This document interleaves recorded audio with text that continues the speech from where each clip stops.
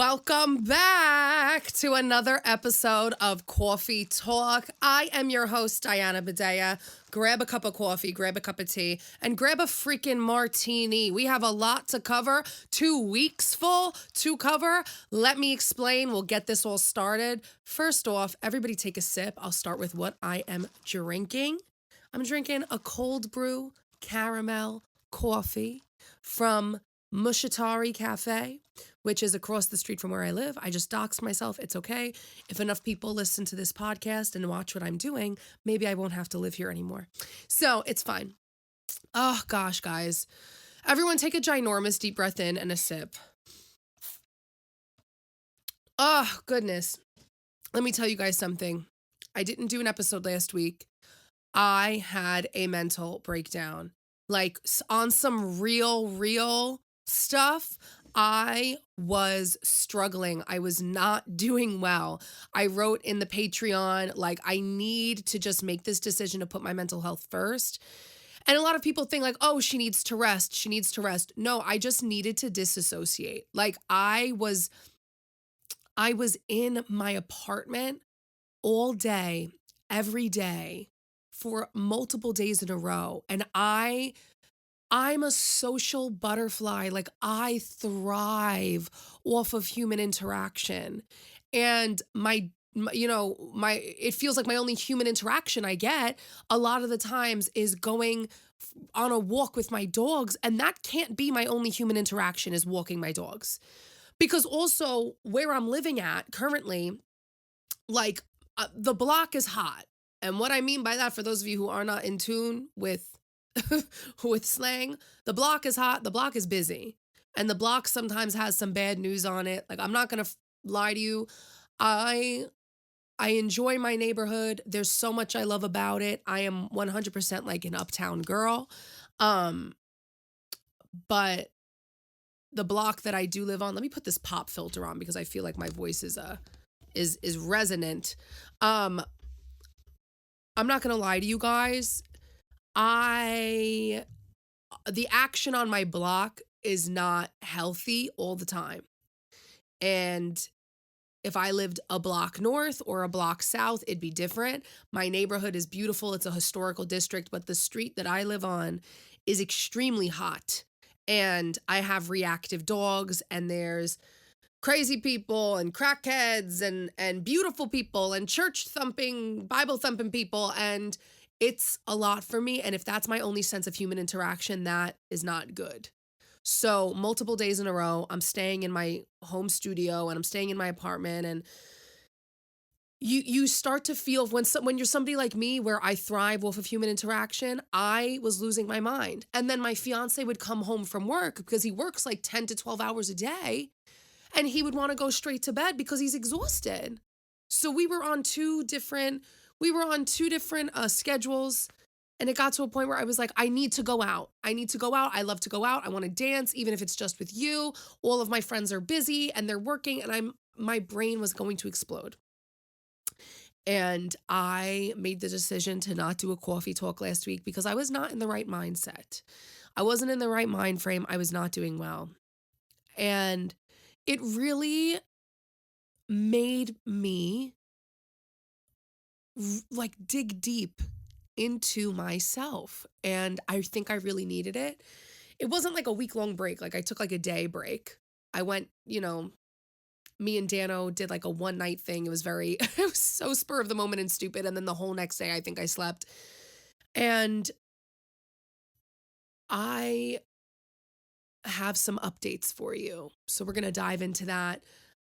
First, I know this is a long intro, but I needed to word vomit that for you because I do feel like a lot of you would relate to this.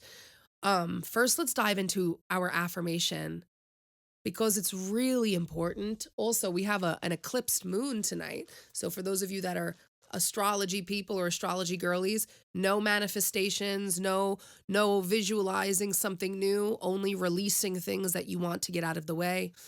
So you know what? I'm going to say, maybe I'll say 2 affirmations. I'm going to do a big deep breath in.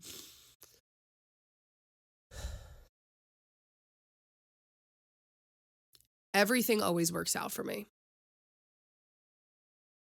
Everything always works out for me. Simple. Simple. Simple affirmation today, guys. Everything always works out for me. My second part of the affirmation would be, I'm releasing all of the obstacles that are weighing me down from having the life that I deserve. I'm releasing the obstacles that are weighing me down from having the life that I deserve.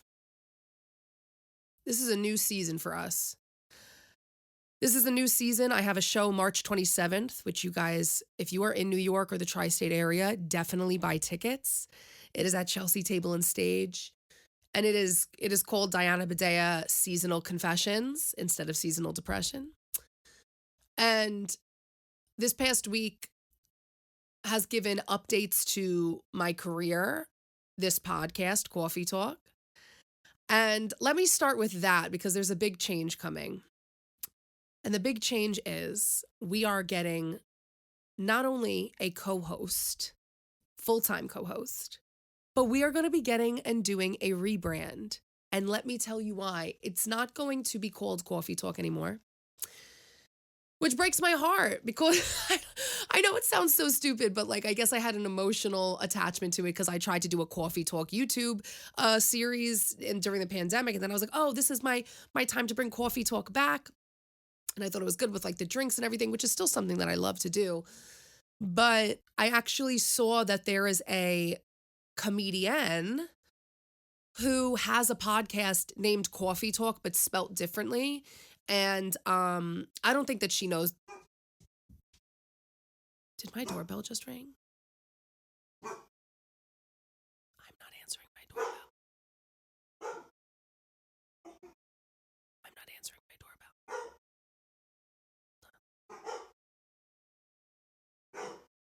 Oh, I think it's the exterminator. Okay, sorry, we're back. The dogs are barking.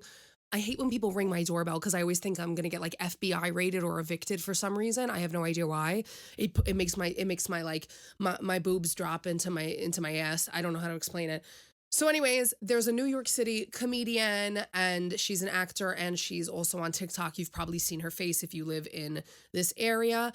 And she has a podcast called Kawfee Tawk. And I didn't realize it until this weekend when I was on her page and I was like, Kawfee Tawk. And I was like, oh my God.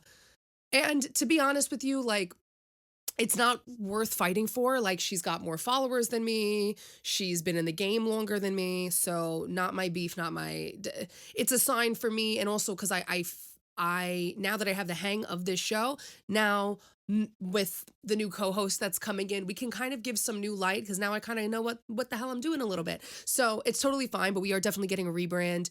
And always make sure that your obstacles work for you. You know what I mean? Like, I didn't take that as like oh, damn, what a bummer. It was like okay, the universe is pushing me in a different way. The universe is pushing me in a different way. The same way that I feel like, you know, life is pushing me out of this apartment. Life is pushing me out of this,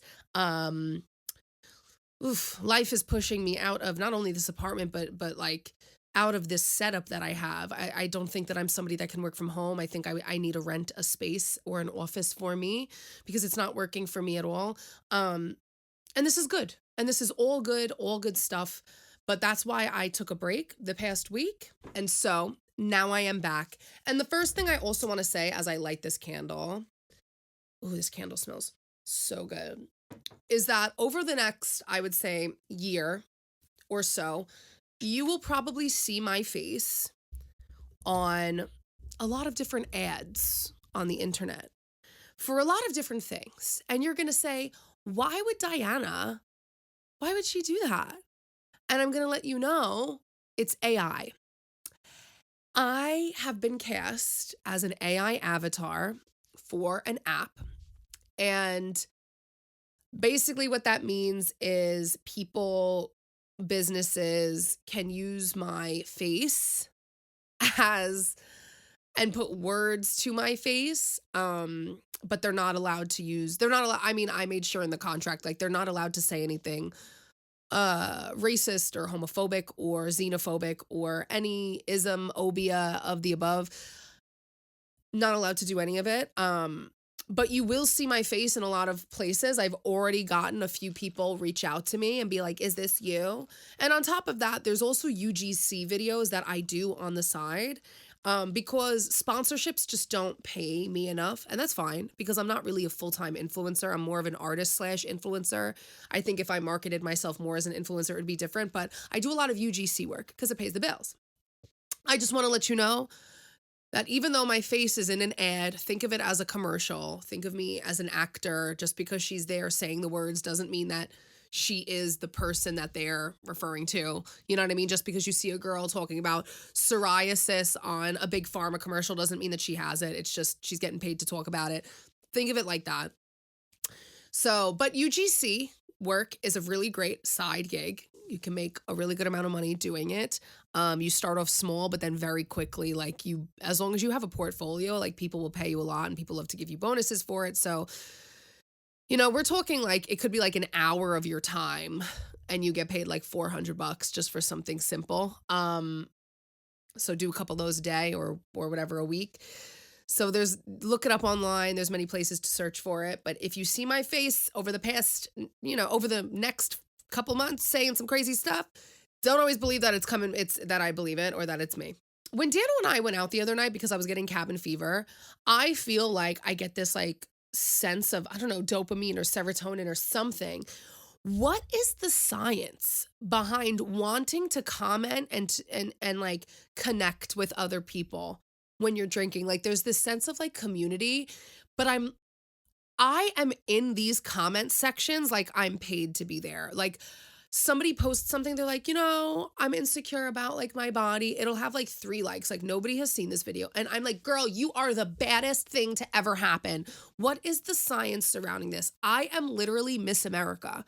When I drink, like I'm Miss America. And I honestly think it's because I don't smoke. I don't do any drugs. I don't do anything else. Like drinking is kind of my only thing.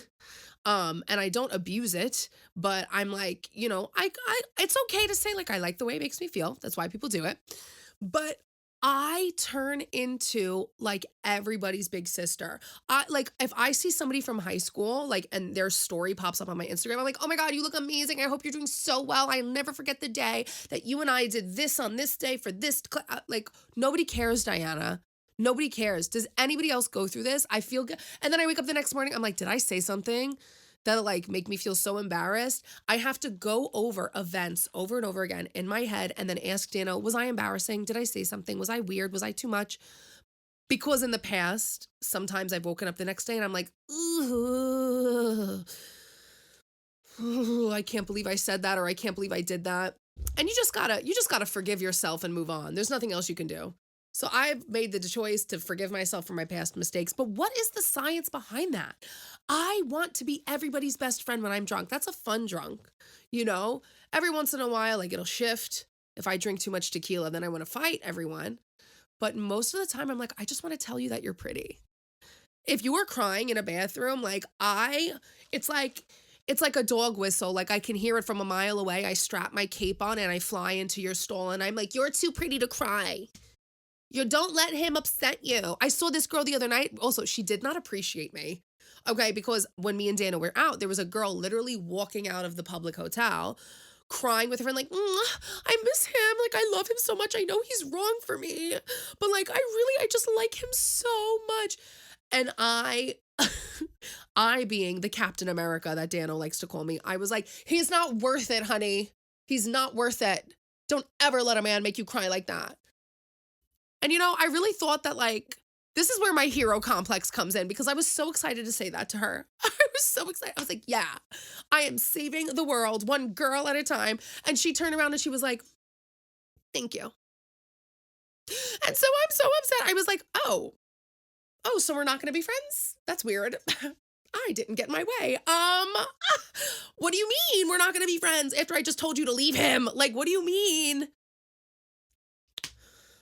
That's why I have a hero complex, because I'm like, I like to swoop in and feel like the hero, but like, acknowledge me. I felt so proud. And Dano goes, I think she wants him. I think Dano said something. He was like, okay, babe, you tried. I think that's what he said. oh, hurts my heart. I just want to swoop in and save all women from horrible men. And that's like, because Dano's so amazing. I'm like, these men exist. These men exist. Like, great men exist. But for the love of God, oh my God. Oh my, I saw a clip. Sorry, I just screamed because I saw a clip right before I started filming this of somebody literally on a podcast. It was a man's podcast with one girl, obviously. And he literally said to like the two hosts, the guy behind the camera, he's like, what do you think about the statement that men will sacrifice everything for their family, but women will sacrifice their family for everything? I was like, and the guy was like, that's so true. I was like, do you guys know men? Do you know men? And the guy's like, no, like it literally happened to me. Like my mom like left my dad and like chose herself. I'm like, okay, let me make this so clear. Women who have literally been made to feel characterless and have been beaten down to lose their sense of self and personality in order to mold into this version of a woman that is a mother, because apparently that when women become moms, they just have to lose their sense of selves in order to be a good one. When the man does not need to sacrifice anything and doesn't acknowledge how she's sacrificing or changing or losing herself every single day, and he gets to do whatever he wants. Can I just tell you, working for your family and providing for your family is not sacrificing for your family. That is doing what you do. You get to go out and work and be there for your family. She also gets to go out and work and be there for the family. You providing for your family is not a sacrifice. That's what you were supposed to do. A mother feeding her child from her own body is not providing for her child is not sacrificing. It's just making sure the child stays alive. You providing for your family is merely being a father. Shocker. So this notion that when women decide to make the choice that that they're not getting an equal partnership or what they need from their partner, that they say, I've lost myself and I have to choose myself, that is not her sacrificing her family. That is her putting the oxygen mask on herself before she can help somebody next to her. I hate this notion. People are always like, well, you could see the divorce rates and how women divorce men at higher rates. Yes, because women realize that they can give themselves more without feeling like trash every single day.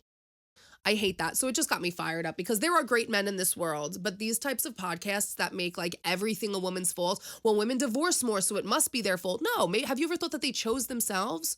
Because I know a lot of men in my very personal life that have left their families, left them destitute, ruined women in their lives, ruined women and their daughters. But because they provided, they were a great husband and father. No, you weren't. No, you weren't, because whether you had kids or not, you were going to be working. So that doesn't make you any different. What makes you different is providing a safe space for your wife and your children. But anyways, I digress. I wanted to move on to something else.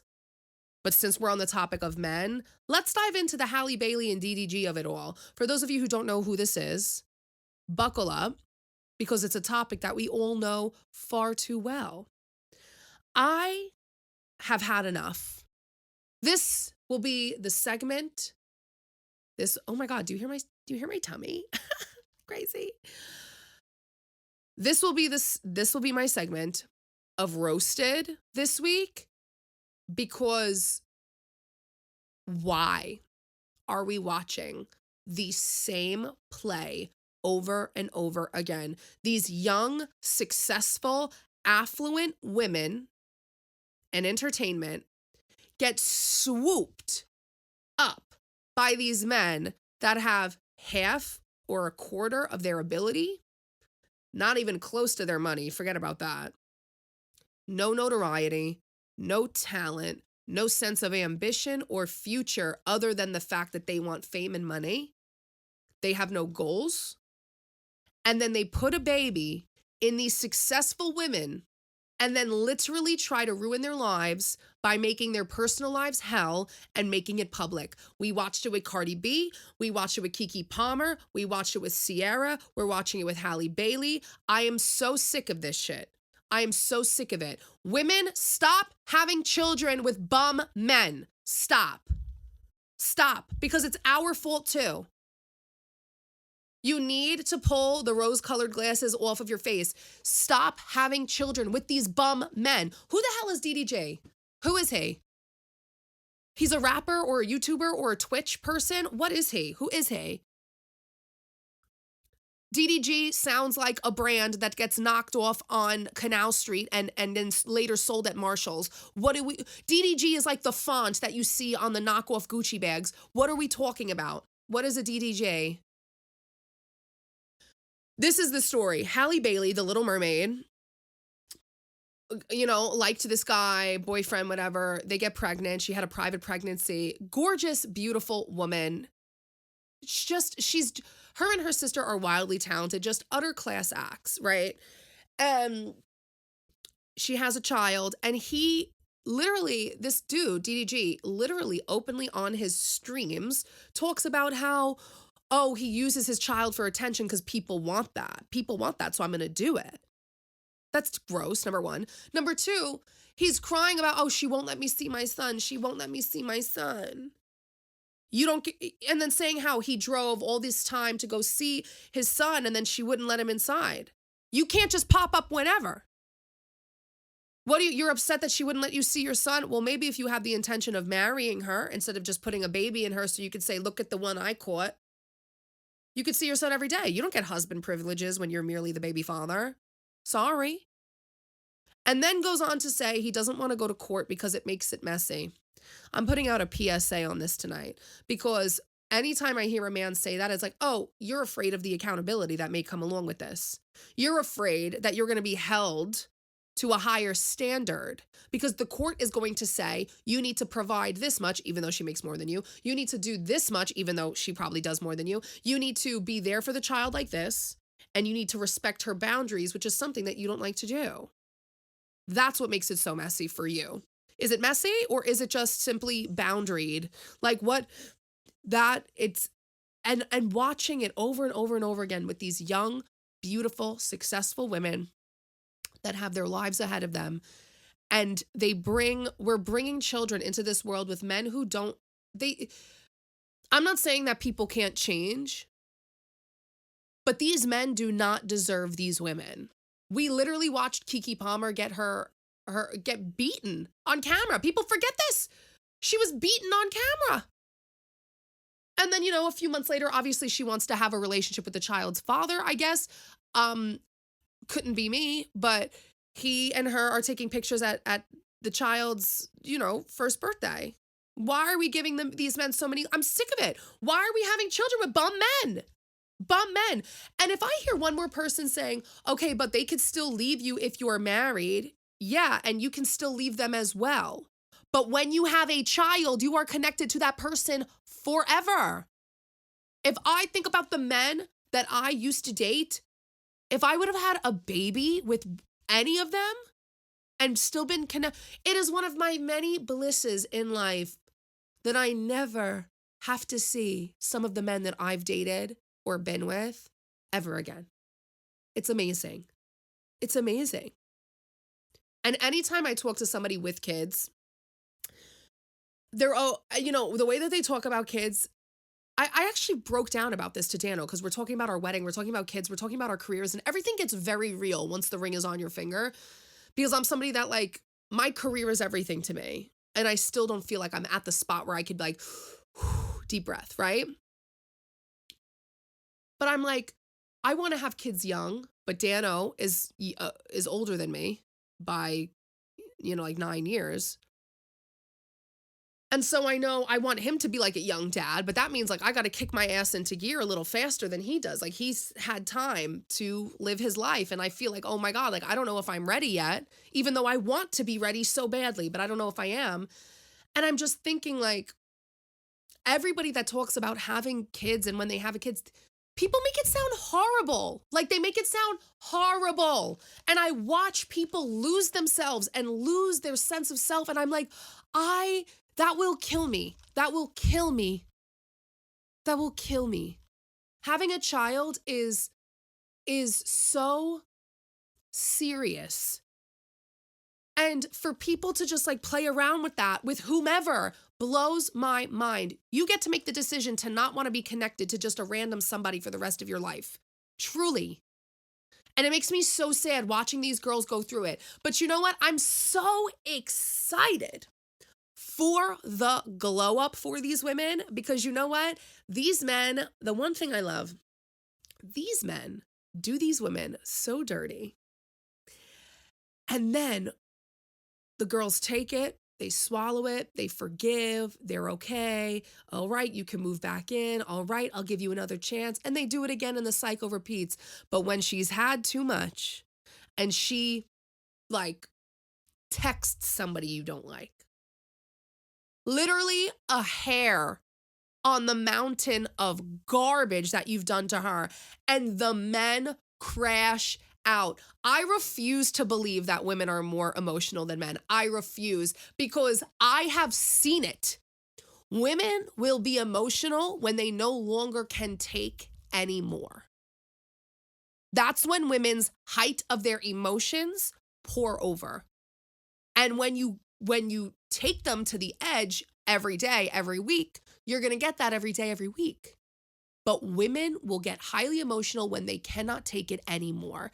Men get highly emotional when they can't take it at all. They can't take it at all.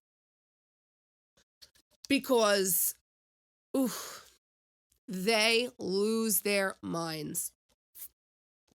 And I cannot wait for the glow up. The way that Ciara went from Future to Russell Wilson, the way that Gisele Bündchen, the most successful supermodel of this century, she said, my husband is treating me like garbage. I was the American wife he wanted. And then, he lost their money in whatever FTX scheme or whatever's going on, treated her like trash, didn't acknowledge her. She went out, fell in love with her, taekwondo instructor, jujitsu instructor, and just had a baby with him. Just had a baby. And Tom Brady is losing it. What did you think was going to happen, honey? You thought that she was always going to be there and put up with your BS. No. Who's calling me? Ugh, I don't know what that number is. So, I love to see it. Cardi B, I can't wait for her glow up, because she needs to stop partaking in the trash in order to no longer deal with the trash. But she partakes. And she's an intelligent woman. Real, I remember watching her on Love and Hip Hop. She read these men for filth. She is a smart, intelligent woman. She knows what she needs. But when you have 3 kids involved, it's hard. So I give her grace for that. The kids are a difficult situation. But I can't wait for Halle Bailey to have her day in the sun, because I already know she's going to bag somebody unbelievable. Unbelievable. And you know what? Khloe Kardashian, where are you at? Khloe Kardashian needs to pull a billionaire, but I want her to pull somebody that's can match her energy. I kind of want Khloe to be gay. I want Khloe Kardashian to be gay. Take a dip in the lady pond a little bit, would ya? I just feel like all these men, they don't appreciate you, and maybe you'll be a little gay. So over the past week, there has been an immense amount of discourse over New York City influencers, because somebody uploaded a video saying New York City influencers are just boring. They're just boring. And I guess it blew up. It wasn't a revolutionary take, but it blew up. And a bunch of the New York City influencers got upset. And I'm like, let me chime in with my 2 cents. As a New York City girly, as somebody that I feel partakes in New York City culture, tries to contribute to it, tries to understand it and embody it as somebody who's from New York, I will tell you right now, I have never gotten that specific group of girls that they're referring to, The ones who wear, you know, the workout outfits every day and they do the same stuff every day. And like, you don't really know what they do that's revolutionized or interesting or incredible, but they just are there. And they make videos of their like iced coffees and it gets a ton of views. I'll never understand it because I'll be honest, New York City influencers are boring. This exact group of girls that they're referring to, it is for me. It's subjective for me. And the reason why for me it is boring is because it's not thought-provoking. I'm just watching you be pretty and do everyday things. Like I can literally make a Sims character do that. Like that's not me. I'm not trying to be an asshole here, but it's not stuff that inspires me. I'm just like, oh, she's pretty. Cool. That's how she does her hair. Awesome. I think like if I want to, it's not that I don't watch their videos. I think they're cool, but I'm not obsessed with them. I'm not like, wow, I think they're so incredible. I'll never forget. Oh, I don't want to say this because I feel like this person might know that I'm talking about. I don't give a shit.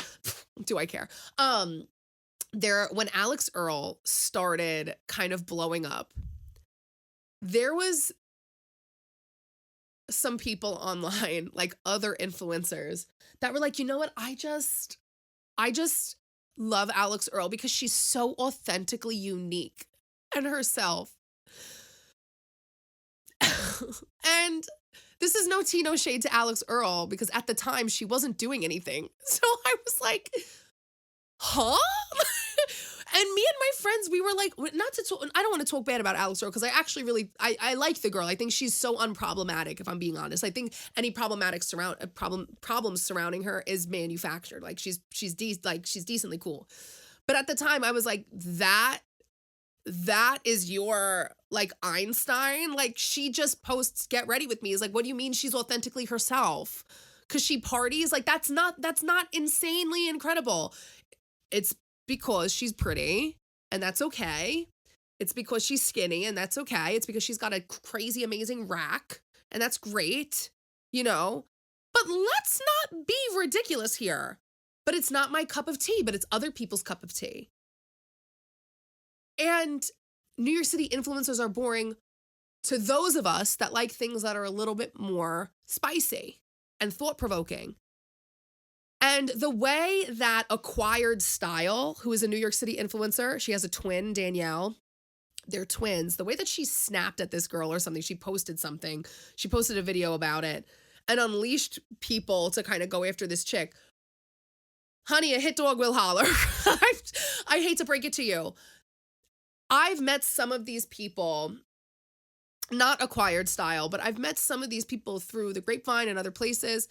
And like, I don't understand their personalities. It's just not we don't mesh, and that's okay. I like the New York City grunge. I like the music scene. I like the party scene. I like the art scene. I'm not somebody that really cares about like clean aesthetics.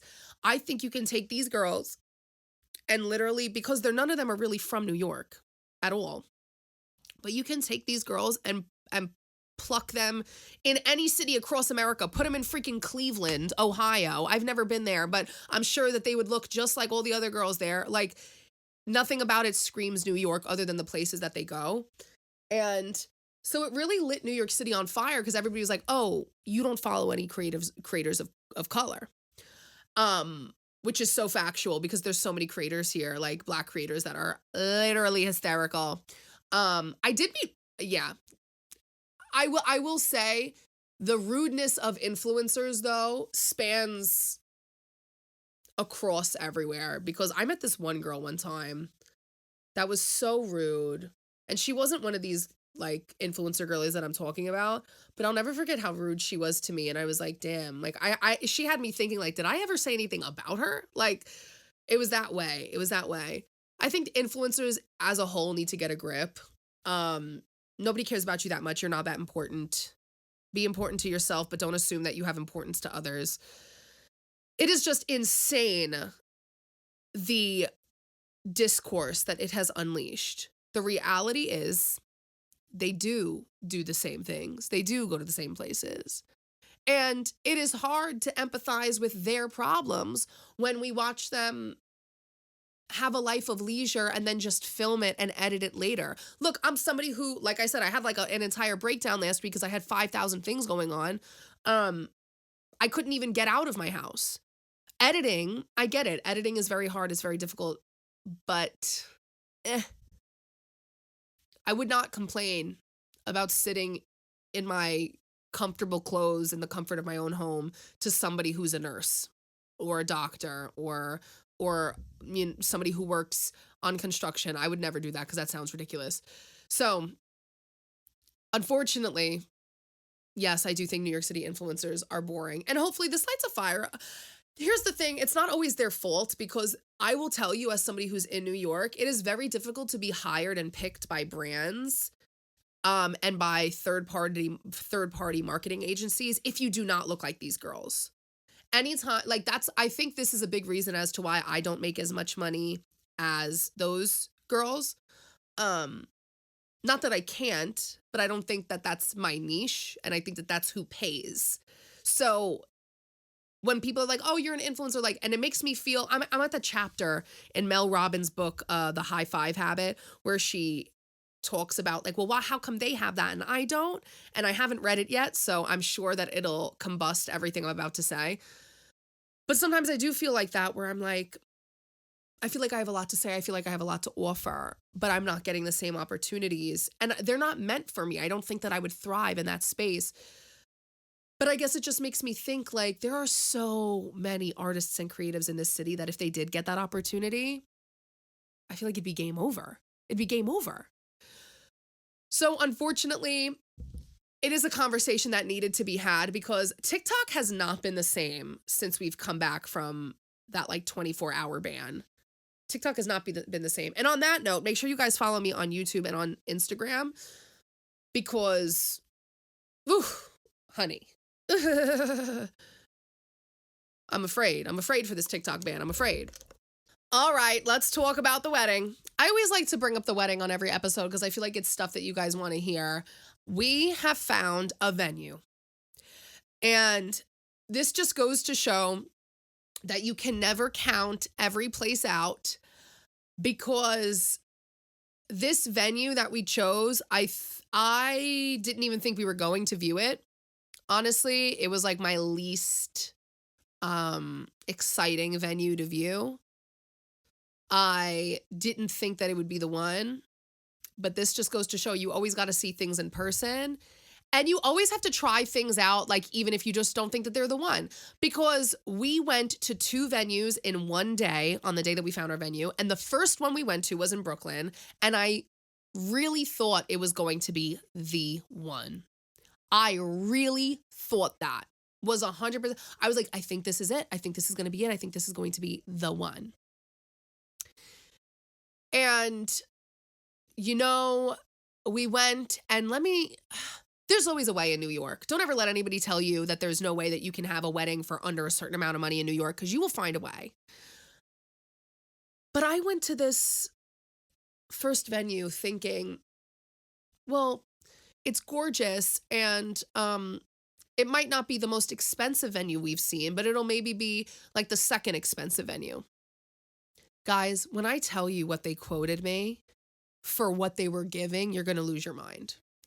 We walked in, the guy was late, whatever. I have empathy for it, but when you're late and you just kind of seem uninterested when you arrive, not a fan. We walk into this, hotel. It's in Greenpoint. Now, if you know anything about Greenpoint is like a hit or miss spot, because there are some spaces that are, fun to hang out in. And then there are some spaces where there's nothing around, not even a subway. And we were driving over there, and Greenpoint can be very industrial, that part of Brooklyn. And the area, we just kind of thought like, okay, it's going to get prettier when we get closer to the place. Oh, no, it'll get prettier. Yeah, it'll get prettier. No, it was like a hotel that was like on the edge of a block that maybe got pretty a little bit. The hotel, you walk in, it was very, Dano didn't like it because it just kind of had like figurines everywhere. It was like trying too hard to look interesting. And I was like, I don't know, I kind of like it. We were there for like 20 minutes waiting for the guy. We get up to the rooftop, And as soon as we get into the elevator, I like look down at the floor, and the floor had like that, you know how like, you know when cheap building developers like try to make a really cheap building look expensive, even though it's just made from IKEA, and they have like these little hexagonal tile floors, or, you know, cheap tiles on the bathroom. I walk into the elevator, they got these cheap floors. I'm like, oh no, I don't have a good feeling. I just saw the floors. I don't have a good feeling. We get out onto the rooftop. The rooftop is like completely uncovered, right? And it's just one area, one space. He shows us, oh, we're going to take them over here, and then they'll come into the venue. And I'm thinking, oh, there's going to be another patio area. That's where we'll have cocktail hour. All it was like a little walkway on the other side. We go into the main area, and it's just an open space, big wraparound bar. And I was like, oh, so where you guys like have cocktail hour? And they're like, here. I was like, oh, so then where's the reception? They're like, here. And I was like, so you flip the room? They're like, yeah, we flipped the room. I was like, ugh, I hate that. Whatever, like maybe I can live with it. I'm trying to rationalize it in my brain. I'm listening to him. I see that there's lights up on the beams. It's got a really good view, whatever. And I'm like, okay, so you guys have lights here. What's your lighting package like? Because I'm looking at him, and I can see that he wants to talk to us about money. And he's like, so the lighting package is $3,000. So it's $3,000 just to light the place, number one, with lights that they already have. So it's $3,000 for them to flip a switch, which is ridiculous. And then on top of that, they have a rental fee. They're a full service venue, by the way. So that's very odd, you know, that their rental fee would be so expensive. Rental fee for the months that we wanted, from like, it would be $7,500 to $9,000 just to get the keys to the place for the day. So without any food or any tables or any linens or anything, just lights and the keys to open the door, it's already minimum $11,000 average. So I'm like, that's ridiculous. In my mind, I'm like, that's crazy. That's ridiculous. And I'm like, you know what? Let's see. Maybe I can still rationalize it. We go downstairs. We go to talk about money. He pulls out the same chart that he's given me, and then he pulls out the menu. Now, the menu sounded really good. I'm thinking for the cocktail hour, oh, well, you know, he says the cocktail hour is going to be in the same room. Hopefully it's a good cocktail hour, because cocktail hour in New York weddings is the biggest deal. So he pulls out the cocktail hour. It's like 4 hors d'oeuvres and like 2 and like 1 station. That's not going to be enough to feed my guests. 4 hors d'oeuvres in 1 station, 2 stations, and it's an upcharge. Anything remotely like actually fancy for a wedding is like a ridiculous upcharge. I then ask him about the plated dinner, and this was when my mind exploded. I go, okay, and what do you guys serve for dinner? And they go, oh, well, you know, we have these dishes to put on the table. And I go, oh, but not buffet style, but like the seated dinner. He goes, oh, we don't do seated dinner. We don't do a plated dinner. Huh? Oh, we don't do a plated dinner. We just kind of put the entrees in the center of the table. Honey, I do that at my mother's house every Sunday. What are we talking about? I don't want my guests sharing a Chili's sampler. What do you mean? Yeah, we don't do a seated dinner. So at this point, I'm like, okay, they don't do a seated dinner. They're charging me extra fees for rental and for lighting. They don't really, that cocktail hour sucked. They don't have another area. It looks like their bar package is really basic. So I'm thinking, you know what? Maybe this is going to be really affordable, and maybe I'll find a way to spruce it up. Are we ready? Are we ready to hear what he quoted me? All together, he quoted me $61,000 for a family style dinner. Let me tell you something. People on Long Island will get this. If I wanted to go to freaking Chow Baby on Sunrise Highway, I'd go. If I wanted to go to Phil's Italian on Hicksville Road, I'd go. Why on earth would I pay $61,000 for people to feel like we're getting half off apps drunk at Applebee's after 10 p.m. at my wedding? And this man had the nerve to email me for a follow-up. You're out of your mind. You're out of your mind. Your mind is somewhere in the dirt behind you. What on earth? I was disappointed. Dano and I walked out of that hotel building. We looked in each other's eyes. I go, I love you. He goes, I love you. I go, we're not fucking choosing this place. Oh, I said fuck. Oh, I said it again. Sorry, everyone. And he goes, absolutely not. We're not choosing this place. Absolutely not. The next spot we went to go see later that day was the one. It was the one. Oh, and you know what?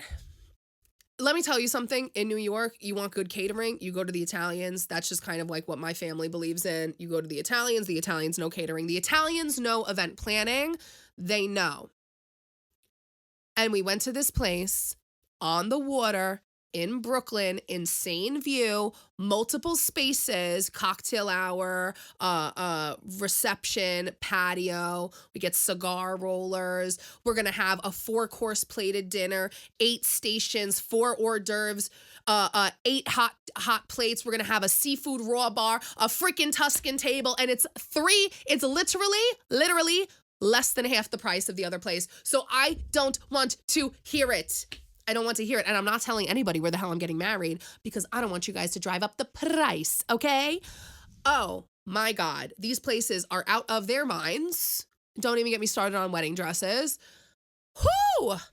So we have a place. We may or may not have a date. I have to check the astrology of it all. I would love to get married on a new moon or a full moon. There's a few dates that we have in mind for 2026. I don't want to do anything. I'm really stuck. June, like May and June feels fast. Like that's almost a year away. You know what I mean? And I've been having all of these nightmares that like I'm not ready and I'm scared. So I might be thinking late August, even though my birthday's in August, whatever. I might be thinking late August or September. We'll see. But and you know what? It was a good sign the second we saw that the second venue, because my parents actually came to the second venue. And while we were walking down the street, we see Patrizia's of Brooklyn on the block, and my family is a big fan of Patrizia's in Massapequa on Long Island. And my dad is always like, I want to go to Patrizia's in Brooklyn. They have one in Staten Island as well. And I mean, I couldn't believe, I was like, we went there for lunch. We were so excited. So I feel a lot better. Finding a venue that I really love and that I can really work with. And they're just New York people. Like, they're not these like hipster yuppie people that are trying to like just find a quick buck. This is a New York guy. These are New York people. And it makes me feel really comfortable and good. And I'm so excited. I'm finally excited. Oh, and you guys are going to love my theme for my engagement party. You guys are going to love it. More on that later. But this has been a great comeback episode. I feel good. I feel refreshed. I'm happy I took that break.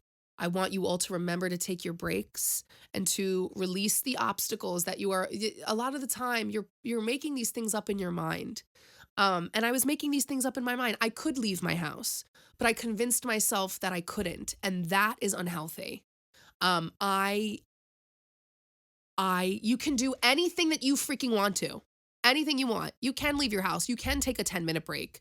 You can go for a walk by yourself without your dogs and not feel guilty. You can do these things.